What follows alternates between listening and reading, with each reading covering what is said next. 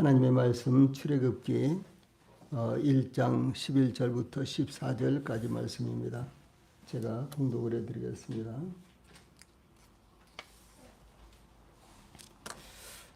하나님의 말씀 출애굽기 1장 11절부터 14절까지 말씀입니다. 제가 봉독을 해드리겠습니다. 감독들을 그들 위에 세우고 그들에게 무거운 짐을 지워 괴롭게 하여 그들에게 바로를 위하여 국고성 비돔과 람셋을 건축하게 하니라. 그러나 학대를 받을수록 더욱 번성하여 퍼져나가니 애굽 사람이 이스라엘 자손으로 말미암아 근심하여 이스라엘 자손에게 일을 엄하게 시켜 어려운 노동으로 그들의 생활을 괴롭게 하니 곧 흙 위기기와 벽돌 굽기와 농사의 여러 가지 일이라. 그 시키는 일이 모두 엄하였더라. 아멘. 14절 말씀까지 봉독을 해드렸습니다. 지금 읽은 출애굽기 1장 11절로 14절 말씀을 통해서 오늘 저녁에는 세상의 박해가 성도들에게 주는 결과, 이런 주제로 말씀을 전해 드리겠습니다. 이스라엘이 애굽의 고센 땅에 거주한 지 400년이 가까워오고 오는 기간에 7절 이스라엘 자손은 생육하고 불어나 번성하고 매우 강하여 온 땅에 가득하게 되었더라. 이와 같은 것은 이스라엘이 기하급수적으로 번성하였다는 것을 의미합니다. 이와 같이 이스라엘 백성의 수가 급증하자 요셉을 알지 못하는 왕이 일어났을 때 애굽 왕은 이스라엘의 번성을 두려워하므로 이스라엘의 번식을 억제하기 위해서 박해하게 되었습니다. 경제학자 멜더스라는 분이 있는데 인구는 자연 상태에서 매 25년마다 배가한다고 추정하였습니다. 이런 수치로 계산한다면 애굽으로 이주한 야곱의 족속 70명이 430년 동안 장정만 60만 명으로 증가하는 것은 충분히 가능한 일이다라는 셈이 나옵니다. 그러나 동일한 거주 지역에서 살았던 애굽인들이 인구 증가율에서 이스라엘을 따라가지 못하는 것은 하나님의 특별하신 이스라엘에 대한 하나님의 특별하신 섭리였던 것을 나타내고 있는 것입니다. 그러므로 이스라엘의 번성을 압제하려고 했던 애굽 왕 바로의 잔혹한 행위는 하나님의 축복을 시기한 사탄의 적개심이 분출한 것으로 볼 수 있는 것입니다. 그러면 요셉을 알지 못한 애굽의 새 왕이 이스라엘의 번식을 막기 위해 어떻게 압제하였으며 이스라엘은 이와 같은 상황에서 어떻게 되었는지 상고함으로 우리에게 말씀하신 교훈을 받도록 하겠습니다. 먼저 11절 말씀은 성도들의 번성을 시기하는 세상, 이런 내용이 담겨져 있습니다. 요셉을 알지 못하는 애굽의 새 왕 바로는 이스라엘의 번성을 막기 위해 11절 감독들을 그들 위에 세우고 그들에게 무거운 짐을 지어 괴롭게 하여 그들에게 바로를 위하여 국고성 비돔과 람셋을 건축하게 하니라 라고 증거하고 있습니다. 애굽 왕 바로가 이와 같이 이스라엘의 번식을 막으려고 한 것은 이스라엘의 번성이 예상과는 달리 신속하게 이루어지고 있었으며 또 9절 10절 보면 이 백성 이스라엘 자손이 우리보다 많고 강하도다. 자 우리가 그들에게 대하여 지혜롭게 하자. 두렵건대 그들이 더 많게 되면 전쟁이 일어날 때에 우리 대적과 합하여 우리와 싸우고 이 땅에서 나갈까 하노라 라고 두려워했기 때문이었습니다. 그러므로 애굽 왕 바로는 이스라엘을 탄압하기 위해 이스라엘 위에 세웠던 감독들은 노예 관리자들로서 소수의 노예들을 관리하는 고위층이었습니다. 이들 감독자들 아래는 이스라엘 백성들의 노역을 관리하기 위해서 두 부류의 관리자들이 세워졌는데 이들은 이스라엘을 직접적으로 관리하는 자들이었는데 하나는 애굽 출신 관리로 간역자라고 불렀고요. 다른 하나는 패장이라고 불렀는데 출애굽기 5장 6절 10절에 나타납니다. 이와 같은 조직적인 관리로 인해 이스라엘 백성들은 강제 노동에 동원되었고 그 고통은 피할 수 없었습니다. 애굽 왕 바로는 이스라엘 백성들 즉 11절에 그들에게 무거운 짐을 지워 괴롭게 하여라고 강제 노동에 동원하여 이스라엘에게 무거운 짐을 지게 했습니다. 무거운 짐은 이스라엘이 감당하기에는 고통스럽고 어려운 짐이라는 것이 의미입니다. 애굽 왕 바로가 이스라엘에게 이와 같이 무거운 짐을 지도록 한 것은 그들을 괴롭게 하기 위한 것이었습니다. 괴롭게 하여라는 이 말은요, 위협적인 눈으로 감시하다, 강탈하다, 고통을 가하다라는 뜻입니다. 이렇게 애굽 왕 바로가 이스라엘에게 무거운 짐을 지어 괴롭게 한 것은 일찍이 아브라함에게 말씀하신 하나님의 예언이 그대로 이루어진 것을 의미합니다.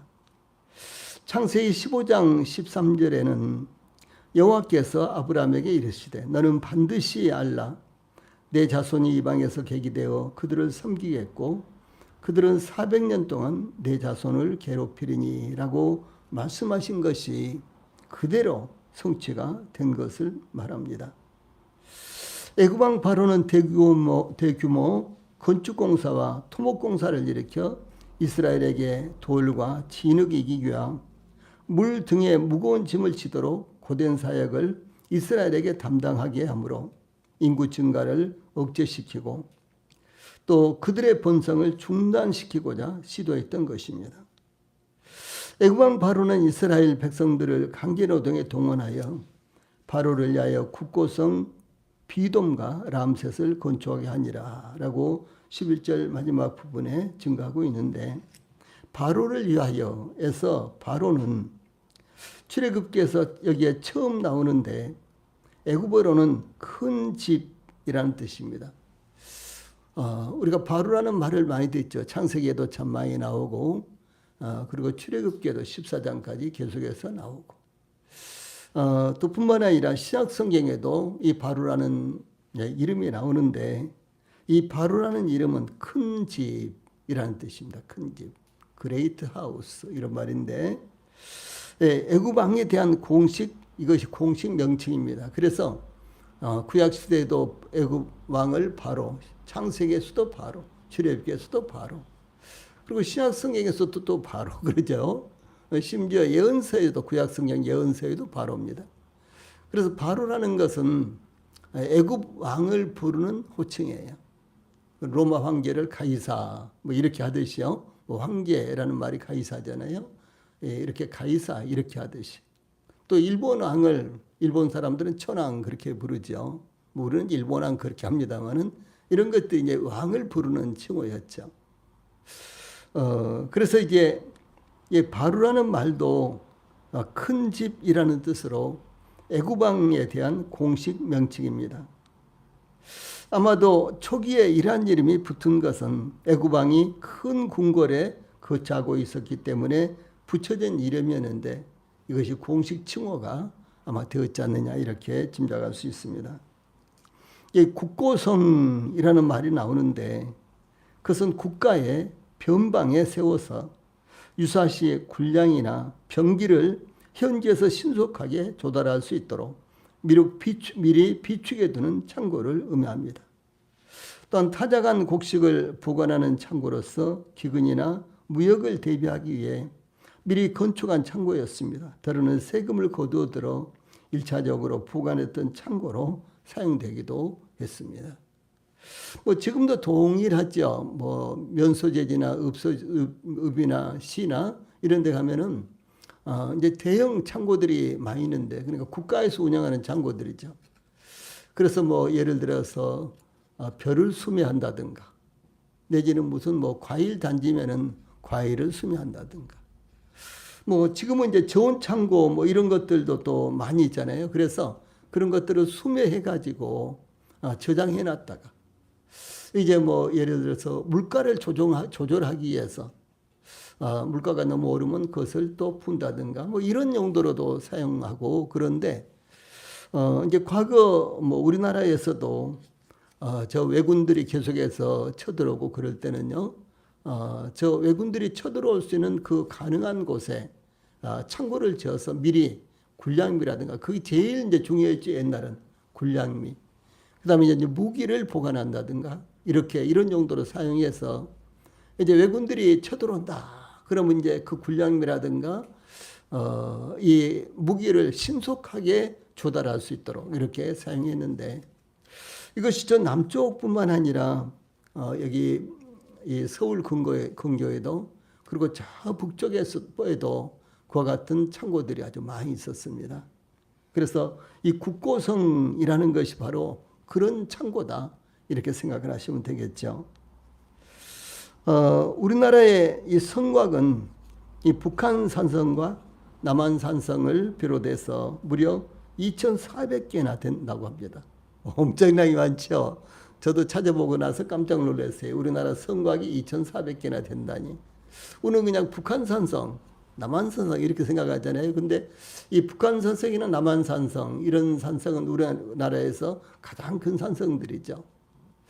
그리고 이제 정비가 잘 돼서 막 무너지고 전쟁 때 무너지기도 하고 또 눈비가 와서 또 무너지고 또 인위적으로 또 무너뜨리기도 하고 뭐 이렇게 했지만은 지금은 이제 정비가 잘 돼서 북한 산성, 남한 산성, 뭐 수원성 그 외에도 전국에 있는 이제 성들이 거의 대부분 다 잘 이렇게 이제 정비가 돼가지고 우리나라 이제 과거 역사를 잘 볼 수 있도록 이렇게 했는데 특별히 그 중에서 수원 산성, 수원 화성이라 그러죠. 수원은 산성이 아니라 수원 화성 이렇게 부릅니다.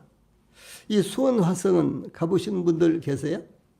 예, 수원 화성 가보면요, 참 그 성을 정말로 잘 쌓아놨다, 잘 축조했다라고 말할 정도로요, 아주 감탄이 됩니다. 그런데 이 수원 화성은 정조 때 아버지 사도세자의 묘를 능으로 격상시키고 이주시킨 수원 사람들을 위해서 다산 정약용이 축조한 성입니다. 이 다산 정약용은 대단한 학자였어요. 예, 그런데도 불구하고 이분은 어떤 이 건축업에도 또 그다음에 어떤 공업 뭐 이런 거 뭐 무슨 기계를 개발하고 뭐 만들고 이런 데도 굉장히 능한 사람이었습니다. 그래서 이제 이 다산 정약용이 이 수원 이제 화성을 건축하면서 아주 그 큰 이와 같은 이제 큰 돌들을 이렇게 옮겨가지고 쌓고 그러면서 그것을 옮기는 이와 같은 기계들을 만들어서요, 그것을 들어 올리고 그래서 가볍게 들어 올리고 그래서 아주 짧은 기간에 이 수원 화성을 이제 축조 완성했습니다. 축조하는 것을 완성했습니다. 그래서 더더욱 이제 수원 화성은 아주 유명한 이제 성인데 이제 그 외에도 이제 다른 용도로 볼 때 국가의 곡식과 병기, 무기죠, 병기 등 이 물자를 복원하기 위해서 축조한 것 등 아주 다양한 성곽이 축조되었습니다. 이 비돔이라는 말은 좁은 장소라는 의미로 나일강과 아라비아만을 연결하는 운하 연안 지역으로 추정되지만 정확한 장소는 알 수가 없습니다. 또 람셋은 애굽의 태양 시인인 라와 관련된 이와 같은 명칭으로 보이는데 고센 지역에 위치한 비돔 북방의 어느 지점으로 추정되는데 이 고센은 람셋의 땅이라고도 이렇게 불러졌습니다. 그러니까 그 근방이라는 것이죠. 또한 람셋은 애굽왕 람셋 2세의 이름에서 유래한 것으로 추정이 됩니다. 이 람셋의 이와 같은 흔적들은 이제 이 세상 역사에서도요 아주 많이 남아져 있습니다. 유물들이요. 그런데 바로 여기에 람셋이라는 이와 같은 이름이 나오죠. 당시 애굽왕 바로는 대단히 호전적이며 많은 나라들을 공격하기 위해서 출정하였기 때문에 애굽의 변방에 대규모 국고성을 건축하여 군량미와 병기들을 비축하여 전쟁이 일어났을 때 신속하게 활용할 수 있도록 예비하였을 것입니다. 더구나 거대한 국고성들을 인력으로 건축하기 위해서는 많은 노동력이 필요하기 때문에 이스라엘 백성들을 강제노동에 동원하여 노동력을 착취했을 것입니다. 또한 이스라엘의 번성을 막기 위해 강제노동에 동원하는 것은 일석이조의 실력을 얻을 수 있는 조치였던 것입니다. 한편 이스라엘은 거부할 수 없는 강제노동에 동원되어 애굽왕 바로를 위해 거대한 국고성을 건축하였는데 무거운 짐으로 인해서 그 괴로움으로 신음하게 된 것입니다. 다음에 12절에는 하나님의 백성들의 학대와 번성의 이스라엘 백성들의 그러니까 하나님의 백성들의 학대와 하나님의 백성들의 함수 관계가 나타나고 있습니다.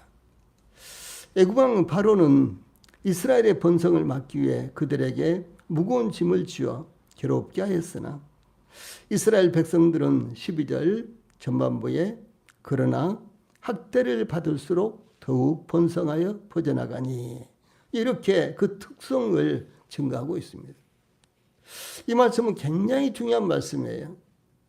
이스라엘 백성들이 바로가 그들의 번식을 막기 위해서 엄청나게 강제노동에 동원시켜서 엄청나게 고통스럽게 강제노동을 하도록 했다는 것이죠.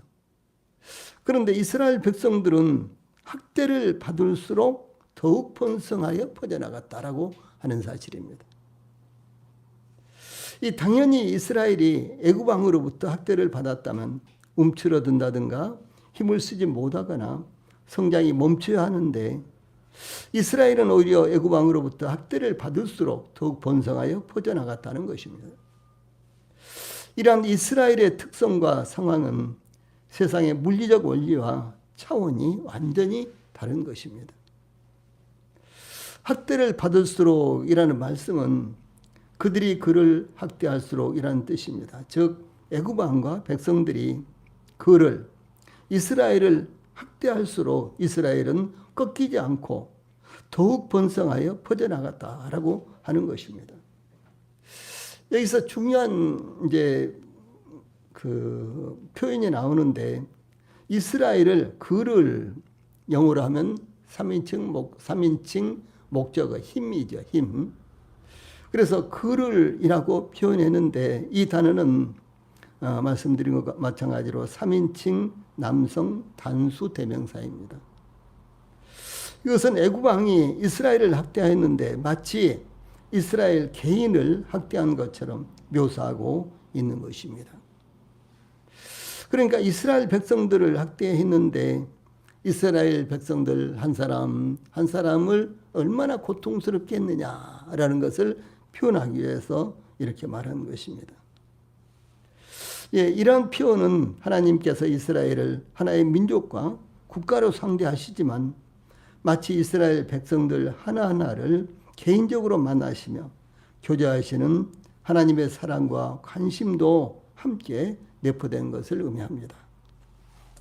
또한 이스라엘은 12지파로 구성되었지만 하나님께서는 하나의 신앙 공동체로 보신다는 것을 강조하는 표현인 것입니다. 마찬가지로 하나님은 우리 교회를 상대하시지만 우리 성도들 한 사람 한 사람을 개인적으로 상대하시면서 친밀한 관계를 유지하신다는 것을 의미하며 우리가 다양한 배경과 성격을 가진 성도들로 이루어진 교회지만 하나님께서는 하나의 공동체로 보신다는 것을 의미합니다. 그러므로 우리 성도들 개인이 각각 하나님과 관계를 맺으며 교제해야 한다는 것을 의미하는 것입니다. 이 첫째는 교회입니다. 다음에 교회를 구성하는 우리 개인 성도들이라는 것이죠. 그래서 하나님께서 교회를 대상으로 역사하시고 교회를 통해서 하나님께서 계시하시지만은 그러나 그 가운데서 개인을 통해서 또 역사하시고 계시하신다라는 참 놀라운 말씀이 되는 것입니다.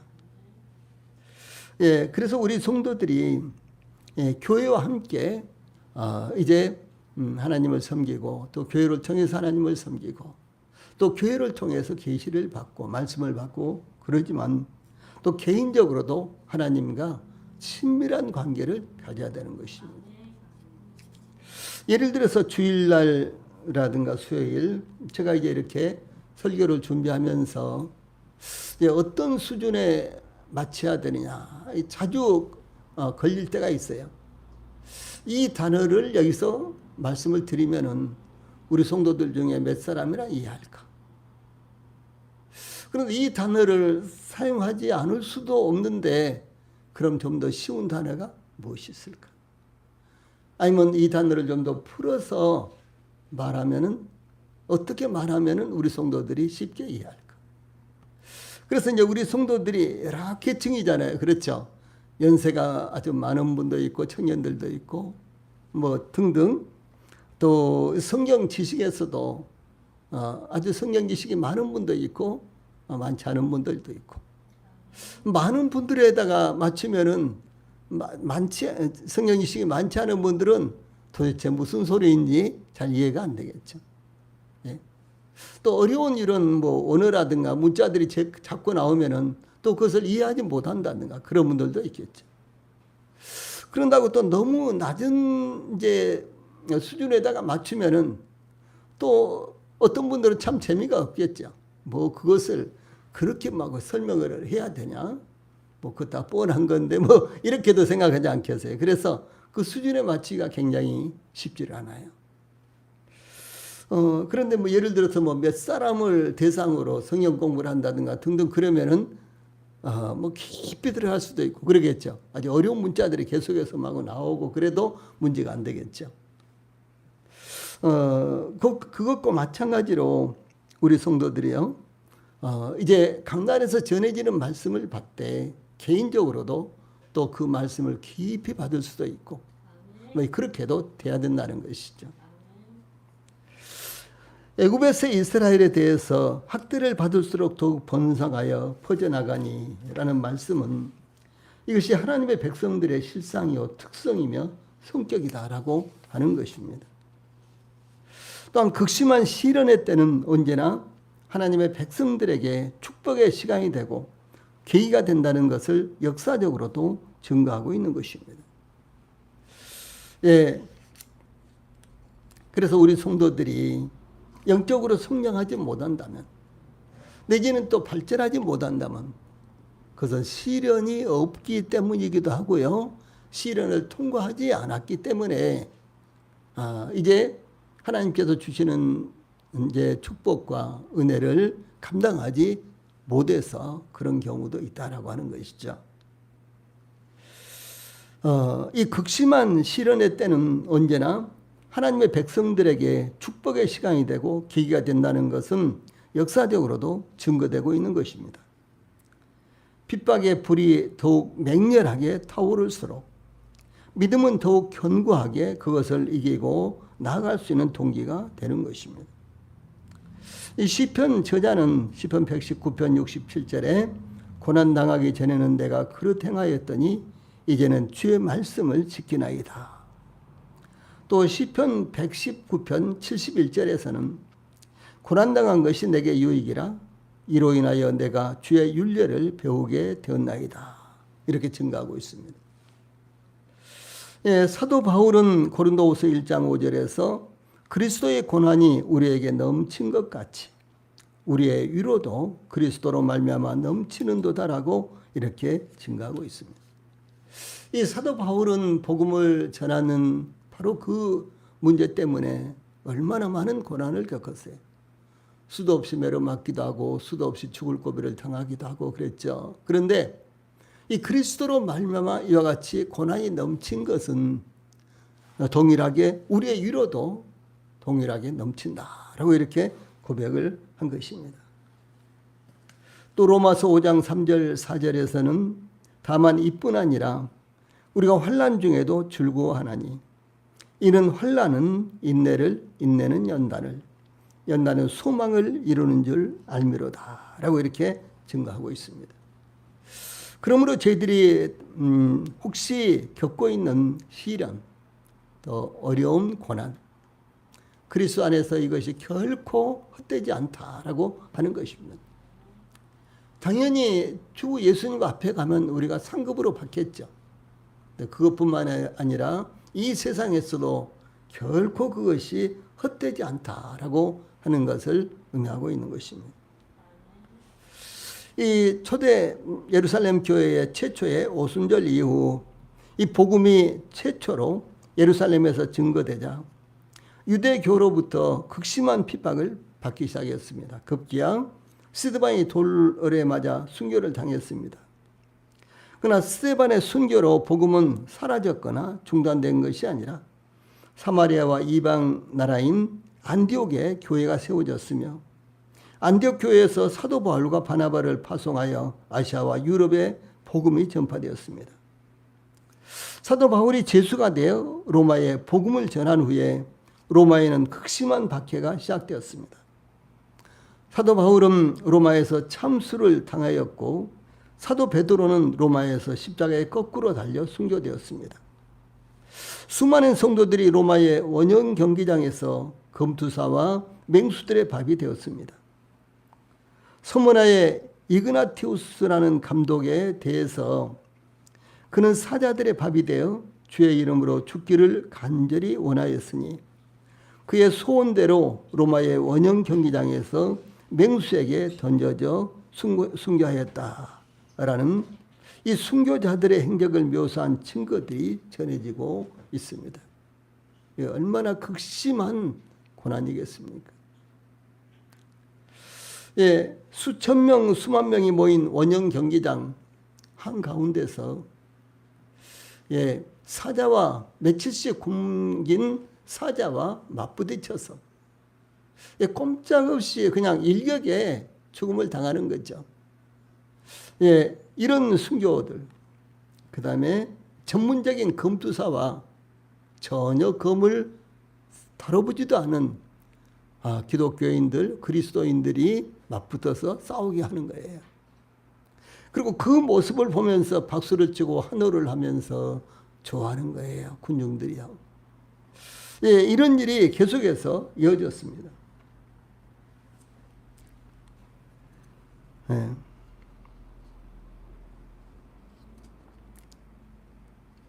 그런데 로마의 기독교에 대한 박해가 극심할 때 황제의 근이 되어 이 가족들에게도 복음이 증거되었다라고 하는 사실이죠. 얼마나 놀랍습니까?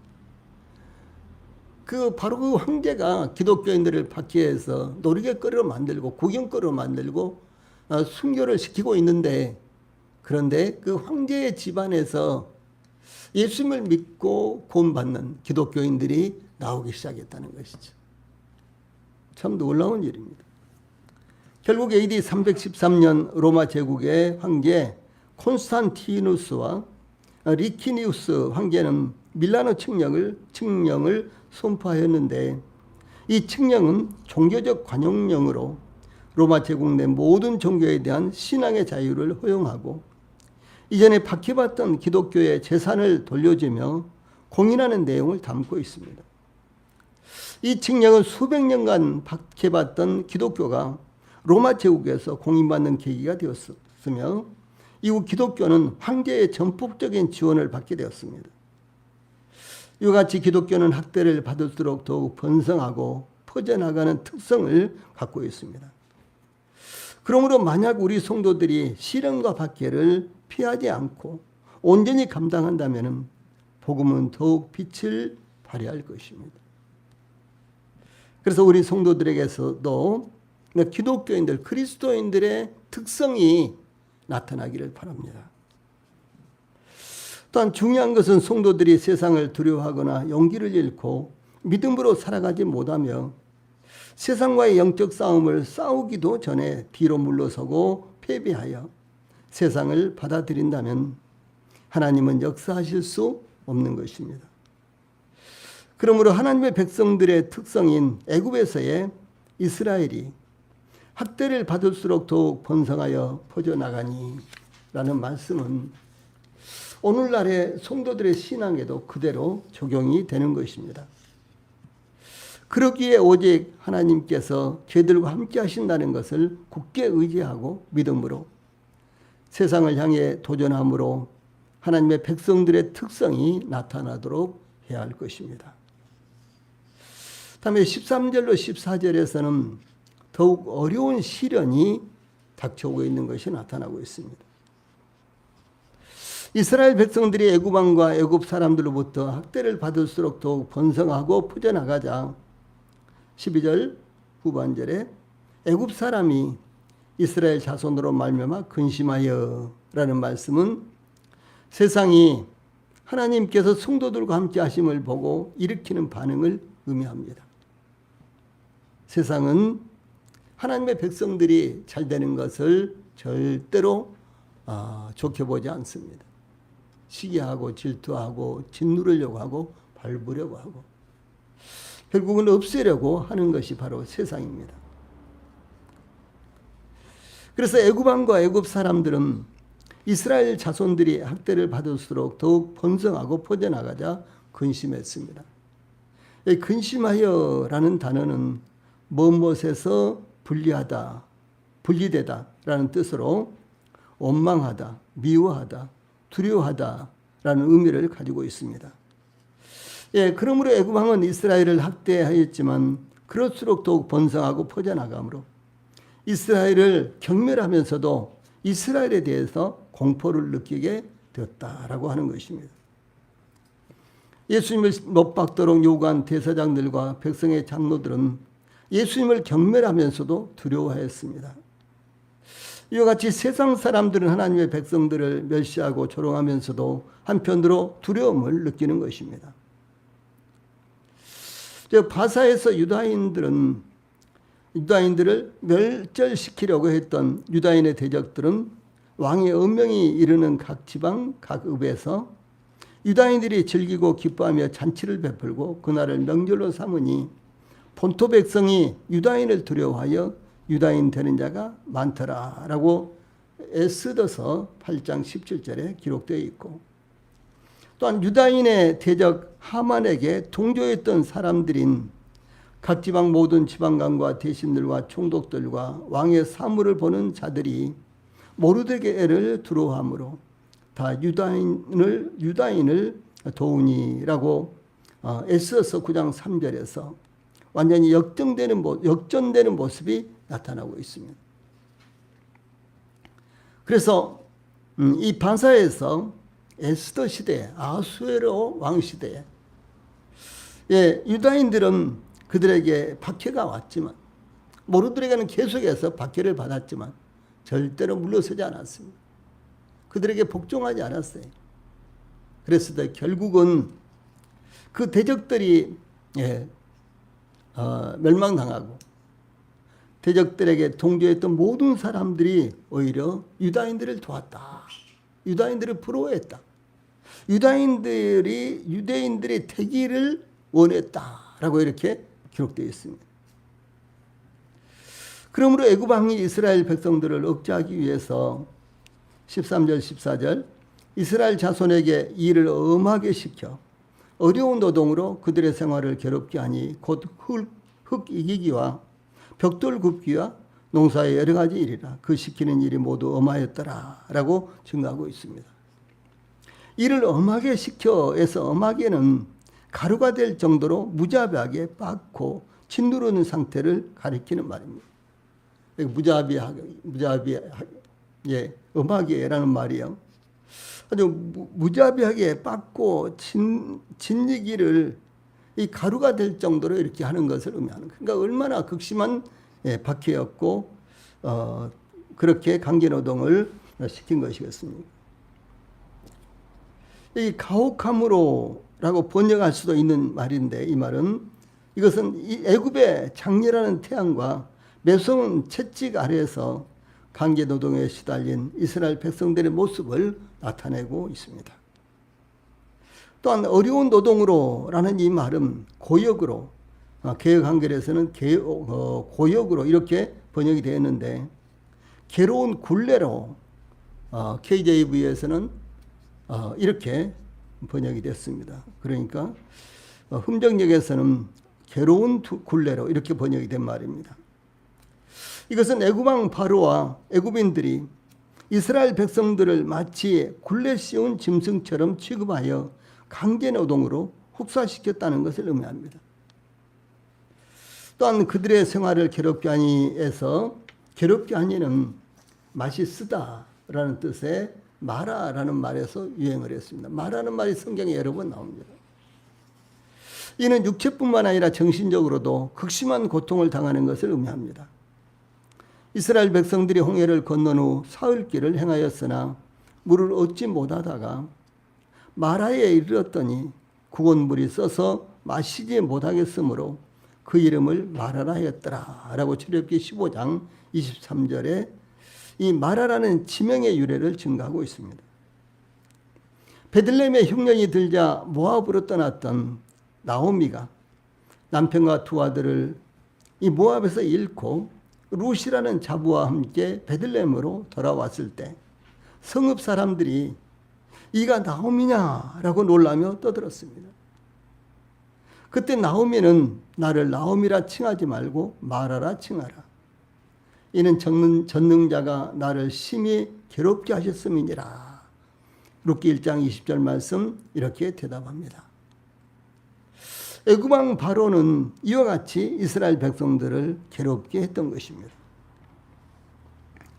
애굽 왕 바로가 이스라엘을 괴롭게 한 것은 곧 흙이기기와 벽돌 굽기야 농사의 여러 가지 일이라 라고 이스라엘이 동원되어 괴롭힘을 당했던 일들을 증거했습니다. 일반적으로 큰 구조물들, 즉 피라미드나 궁궐 등은 돌을 사용해서 건축했고요. 일반 건축물들, 즉 성벽이나 울타리, 무덤, 가옥 등은 흙벽돌을 사용했습니다. 또한 농사의 여러 가지 일은 논이나 밭에서 하는 일을 의미하는 것이 아니라 새로 수로를 신설하고 개간하는 등의 중노동을 의미합니다.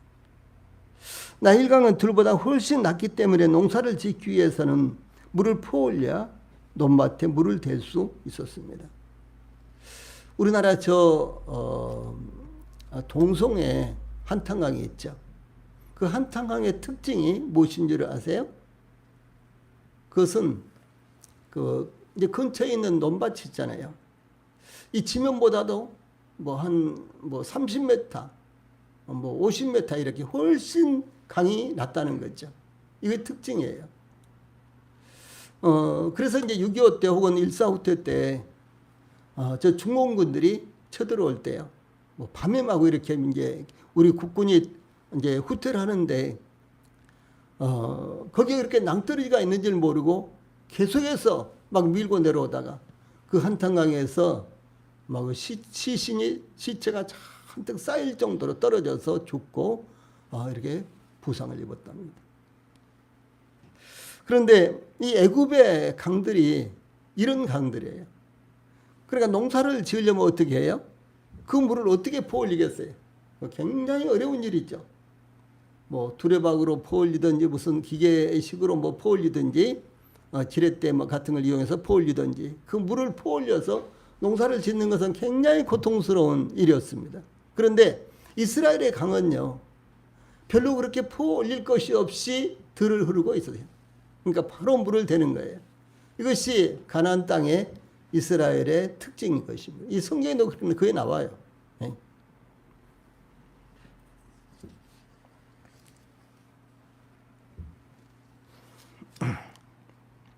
그래서 이스라엘 백성들은 나일강에서 물을 들로 퍼올리는 노동에 동원되었는데 그 관계 장치는 발로 밟아서 물을 퍼올리는 아주 힘든 그 예륜차라는 것이었습니다. 이 하나님께서 애굽 땅과 가나안 땅을 비교하면서 이 신명기 10장 10절 11절에 신명기 11장 10절 11절에서 내가 들어가 얻으려 하는 땅은 그러니까 가나안 땅은 내가 나온 애굽 땅과 같지 아니하니 거기서는 너희가 파종한 후에 발로 물대기를 채소밭에 댐과 같이 하였거니와 너희가 건너가서 얻을 땅은 산과 골짜기가 있어서 하늘에서 내리는 비를 흡수하는 땅이요. 이렇게 말씀했습니다. 이 말씀은 애굽 땅에서는 물 대기가 참 힘들었는데 가나안 땅에 들어가서는 마치 하나님께서 하늘에서 비를 내려주시는 것처럼 쉬운 여 같은 방법이다라고 말씀하신 것입니다. 그러므로 농사의 여러 가지 일은 대단히 힘든 고역이었습니다. 또한 이스라엘 백성들은 본래 유목민이었는데 창세기 47장 6절에서 야곱이 바로 앞에서 우리는 목축을 하는 사람들이다 라고 이렇게 밝히죠. 그래서 유목민들이었습니다. 그런데 애굽 왕 바로는 이스라엘 백성들을 토목공사와 건축공사와 또한 농사일에 동원하였는데 이것은 단순한 노동 착취 이상으로 곧 일종의 민족 정신과 그들의 기질을 변화시키려는 문화 식민 정책을 의미하는 것입니다. 마지막으로 14절 후반절에 그 시키는 일이 모두 엄하였더라. 이 말씀은 애굽 왕 바로가 이스라엘을 강제 노동에 동원하였는데 다른 조건을 용납하지 않았다는 것을 의미합니다. 즉 애굽 왕 바로는 이스라엘 백성들을 강제 노동에 동원하면서 조금의 여유도 없이 계속해서 철저하게 부려먹었다라고 하는 것입니다. 그러나 이스라엘은 학대를 받을수록 더욱 번성했으며 퍼져나갔습니다. 그러므로 우리 교회와 성도들도 험악한 이 세상에서 이스라엘의 특성이 곧 우리 성도들 하나님의 백성들인 저희들의 특성이 될 수 있기를 바랍니다. 네, 기도하시겠습니다.